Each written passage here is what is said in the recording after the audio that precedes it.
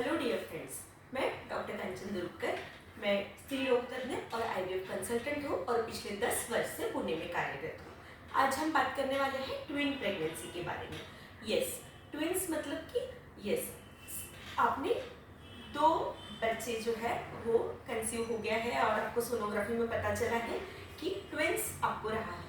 अब ट्विंस ये अगेन एक हाई रिस्क प्रेगनेंसी हम बोलते हैं, मतलब हमारे ऑब्स्टेट्रिशियंस की में ट्विंस प्रेगनेंसी ये थोड़ा हाई रिस्क प्रेगनेंसी बोला जाता है। अब इसका इंसिडेंस कितना है? ट्विंस प्रेगनेंसी का इंसिडेंस ये अराउंड 2 to 5% तक होता है।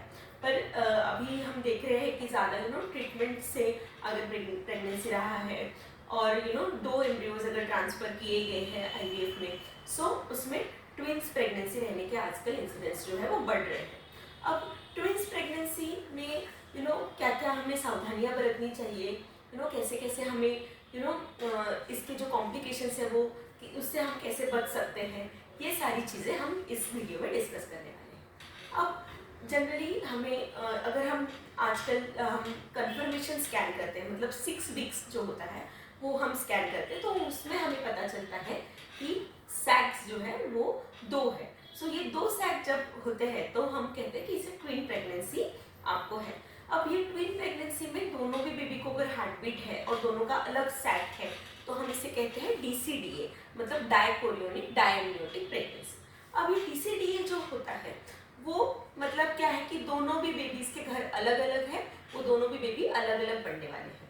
अब कभी कभी DCDA की जगह पे और भी एक ही घर है बेबी का, मतलब MCA में ऐसा भी हो सकता है, लेकिन ये थोड़ा सा हाई रिस्क प्रेगनेंसी और ज़्यादा होता है क्योंकि घर बेबी का जो है वो एक ही होता है। लेकिन यस, ज़्यादातर इंसिडेंस, ज़्यादातर बेबीज जो होते हैं वो DCDA ही होते हैं, मोनोकोरियोनिक मोनोएमनियोटिक या फिर मोनोएमनियोटिक डायम्नियोटिक, ये जो है वो कम इंसिडेंस होता है इसका। अब हम जानेंगे कि DCDA जो प्रेगनेंसी है इसमें हम लोग डायग्नोज कैसे करते हैं। ये हमने पहले बताया कि हम सोनोग्राफी जब करते हैं, कंफर्मेशन स्कैन 6 वीक्स और 8 वीक्स, उसमें हमें पता चलता है कि 2 अलग अलग सैक्स हैं और दोनों बेबीज के हार्ट बीट अलग अलग है। अब इसमें कुछ साइंस भी होते हैं जैसे कि ट्विन पिक साइन और लैम्डा साइन, मतलब दोनों भी बेबी के जो बीच में का जो पर्दा है वो प्रॉपर है क्या, ये देखा जाता है और उससे हमें ये डायग्नोज होता है कि ये दोनों बेबीज जो है वो DCDA मतलब अलग अलग जो गर्भ है। अब ये जो DCDA है इसमें कैसे अलग रहता है, मतलब सिंगल प्रेगनेंसी से ये ट्विन प्रेगनेंसी कैसे अलग रहती है। जनरली फर्स्ट ट्राइमेस्टर में हाइपरेमेसिस मतलब वोमिटिंग का जो प्रॉब्लम है वो ट्विंस मदर को ज़्यादा होता है।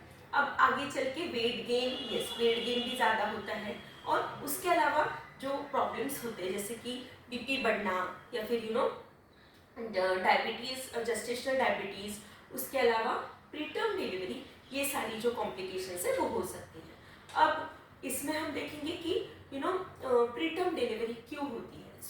जनरली जो मदर का यूट्रस जो बना है वो सिंगल बेबी के लिए बना है, लेकिन ट्विंस प्रेगनेंसी होने की वजह से स्पेस ऑक्यूपाई जल्दी हो जाती है। इसके वजह से प्रीटर्म डिलीवरी का चांसेस जो है वो ट्विंस में ज़्यादा रहता है। 25% to 30% चांस होता है कि आपको ट्विंस में प्रीटर्म मतलब जल्दी डिलीवरी हो, पूरे दिन पूरे होने के पहले ही आपको डिलीवरी हो। तो ऐसे केस में हम प्रीटर्म डिलीवरी से कैसे बच सकते हैं, तो उसके लिए हम सर्वाइकल एनसेफेलाइटिस जो है वो एडवाइस करते हैं। अब ये सर्वाइकल एनसेफेलाइटिस क्या सभी में कराना चाहिए, नहीं कराना चाहिए, इसके ऊपर भी काफ़ी थॉट्स और प्रोसेस है, लेकिन मेरा ये रिकमेंडेशन रहेगा कि अगर ट्विंस प्रेगनेंसी है उसमें सर्वाइकल एनसेफेलाइटिस एक बेनिफिशियल चीज़ होती है जिससे कि प्रीटर्म डिलीवरी को हम ऐसा नहीं बोल सकते हैं कि पूरी तरीके से हम 100% अवॉइड कर सकते हैं, पर उसका इंसिडेंस ज़रूर हम कम कर सकते हैं। अब सर्वाइकल स्टिच हम कब करते हैं, तो जनरली 12 वीक्स आपके पूरे होने के बाद हम ये सर्वाइकल स्टिच या फिर सर्वाइकल एनसेफेलाइटिस करते हैं। अब ये जो ट्विन प्रेगनेंसी है उसमें भी रूटीन जैसे हम ANC स्कैनिंग्स करते हैं, जैसे कि 12 वीक्स का स्कैन होता है, उसके अलावा एनामोली स्कैन मतलब कि बेबी को कुछ व्यंग नहीं है, ये सारे स्कैन्स हम लोग करते हैं। अब ये सारे स्कैन्स में प्रॉपर बेबी का ग्रोथ हो रहा है कि नहीं, दोनों बेबी के हार्ट बीट है कि नहीं, ये सारी चीज़ें देखते हैं। उसके अलावा दोनों बेबी का जो भी पानी है बेबी के आजू बाजू वो भी देखना बहुत ज़रूरी है, क्योंकि कभी कभी ऐसा भी होता है कि एक बेबी में पानी कम है, एक बेबी में ज़्यादा है, तो उसके वजह से कुछ प्रॉब्लम्स जो बेबी को पानी कम है उसमें हो सकते हैं, और उसकी वजह से एक बेबी का डेथ हो गया, एक बेबी का प्रॉपर डेवलपमेंट नहीं हुआ, ये सारी चीज़ें भी हम लोगों ने एनकाउंटर किया है। सो ये सारी चीज़ों के लिए प्रॉपर आपका ANC फॉलोअप होना ये बहुत ही ज़रूरी है।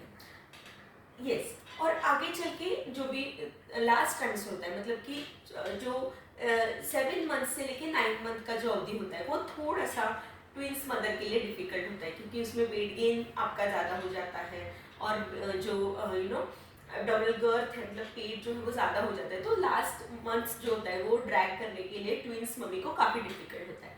लेकिन हम लोग हमेशा ही बोलते हैं कि एटलीस्ट अगर बेबी जो है वो 36 वीक्स आपके बेबीज पहुंच जाते हैं। ट्विंस में ऐसा बोला गया है कि 36 वीक्स पे बेबीज को पूरा मैच्योरिटी आ जाता है। सो अगर आप 36 वीक्स तक के भी अगर हम ये जेस्टेशन एज लेके जा सकते हैं, तो बेबीज जो है वो अच्छे फुल टर्म बेबीज हमें मिलते हैं। उनका NICU स्टेज जो रहता है, मतलब बेबीज को जो हम कांच की पेटी में रखने का जो अवधि है वो ज़रूर हम कम कर सकते हैं। अब इसमें प्रीटर्म डिलीवरी की रिस्क होने की वजह से हम जनरली 28 वीक्स पूरे होने के बाद हम स्टीरॉइड्स की इंजेक्शंस भी देते हैं। अब ये स्टीरॉइड्स की इंजेक्शंस क्यों देते हैं? अगेन लंग मैच्योरिटी के लिए ये स्टीरॉइड्स की इंजेक्शंस हम लोग देते हैं। इससे अगेन मैच्योरिटी अच्छी रहती है, डिलीवरी के बाद बेबी को रेस्पिरेटरी डिस्ट्रेस नहीं होता है, और NICU स्टे भी कम होता है। अब हम ये जानेंगे कि ट्विंस प्रेगनेंसी में क्या क्या कॉम्प्लिकेशंस हो सकते हैं प्रीटर्म डिलीवरी, जैसे मैंने बोला। उसके अलावा लो बर्थ वेट, मतलब बेबीज के वेट जो है वो कम निकलना, ये एक कॉम्प्लिकेशन बेबी में हो सकता है। डिलीवरी होने के बाद थोड़ा रेस्पिरेटरी डिस्ट्रेस होना, ये भी कॉम्प्लिकेशन हो सकता है because of low birth weight and preterm of course. अब बेबीज में ट्विंस की वजह से भी कुछ ट्विंस रिलेटेड कॉम्प्लिकेशंस होते हैं, जिसमें कि होता है ट्विन ट्विन ट्रांसफ्यूजन सिंड्रोम और ट्रैप सिंड्रोम। तो ये सब जो है वो अगर एक ही घर है बेबी का, और तो उसमें ज़्यादा ये कॉम्प्लिकेशन देखे जाते हैं। अगर दोनों घर अलग अलग हैं, मतलब TCDA ट्विंस हैं, तो उनमें ये सारे कॉम्प्लिकेशंस नहीं होते हैं। सो ये जो कॉम्प्लिकेशंस हैं वो जनरली एक अगर बेबी का घर है तो ज़्यादा दिखते हैं। सो इसके लिए भी आजकल रिसेंट जो टेक्नोलॉजीज आए हैं, हमारा फीटल मेडिसिन जो है वो आगे बढ़ रहा है, तो ये सारे TTTS मतलब twin twin transfusion syndrome, trap syndrome, इनके लिए भी हमारे फीटल मेडिसिन में थेरेपीज अवेलेबल है, जिससे कि हम बेबीज़ को प्रॉपरली 36 वीक्स तक लेके जा सकते हैं, और हेल्दी बेबीज़ हमारे हो सकते हैं।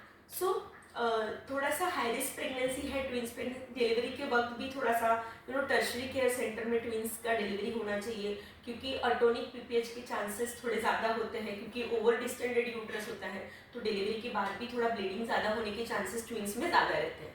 So blood availability of operation theatre, ICU, ये सारी चीज़ें इंपॉर्टेंट होती है ट्विंस में।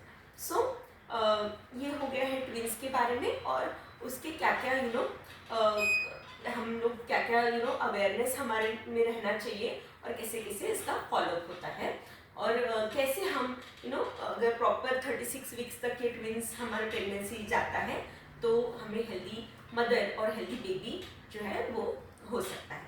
सो आई होप ये ट्विंस रिलेटेड जो वीडियो हमने शेयर किया वो आपको इन्फॉर्मेटिव लगा हो। Thank you.